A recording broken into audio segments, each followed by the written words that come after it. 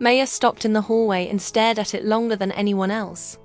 Not because she wanted to volunteer, because she hoped no one would. Maya was known for 3 things: neat handwriting, perfect attendance, and never speaking unless a teacher called on her.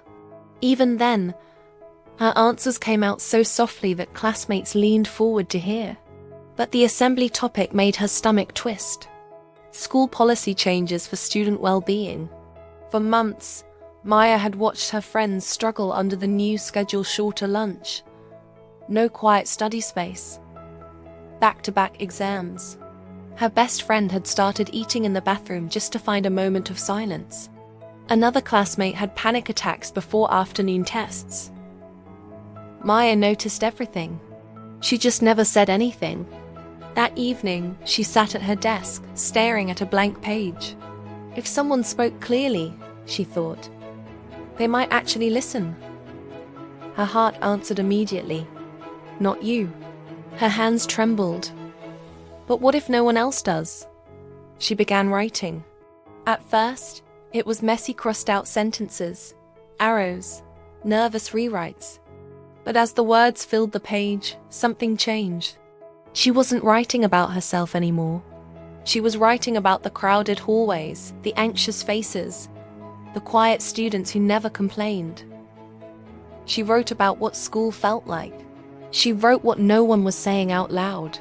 When she finished, she realized her fear hadn't disappeared, but something else had grown bigger. The next morning, Maya walked to the office before she could change her mind. "I'd like to sign up to speak," she said, her voice barely audible. The secretary smiled. "Thank you. We need more students like you." Maya wasn't sure she agreed. Assembly day arrived too quickly. The auditorium felt enormous. The stage lights were too bright. Her hands were cold. Her heart racing so loudly she was sure the microphone would pick it up. When her name was called, she almost didn't stand. "You can still sit down," her fear whispered. Instead, she walked. Each step felt unreal.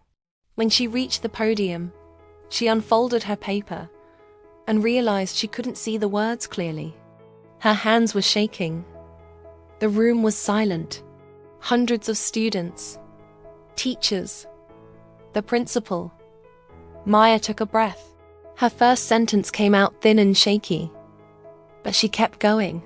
She spoke about students who had nowhere quiet to reset during overwhelming days, about rushed lunches and rising anxiety, about how learning wasn't just about time on a schedule.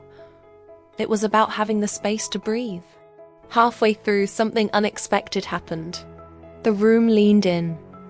No one was whispering. No one was looking at their phones. They were listening. By the final paragraph, Maya wasn't reading anymore. She was speaking. Not loudly, but clearly. When she finished, the silence lasted a second longer than she expected. Then the applause started. It wasn't thunderous at first, but it grew and grew. Students stood. Teachers nodded. Maya stepped away from the microphone, her hands still shaking, but this time not from fear, from relief, from courage she didn't know she had. 2 weeks later, the administration announced changes. Extended lunch periods, a quiet wellness room for students, limits on same-day major tests. The principal mentioned the reason in the announcement. Student voices matter. One student's courage helped her see what needed to change. Maya heard her name over the intercom. Her classmates turned toward her, smiling. Her best friend squeezed her hand. "You spoke for all of us," she said. Maya was still shy. She still preferred the back row. She still spoke softly. But she had learned something important. Courage doesn't mean your voice is loud. It means you use it when it matters.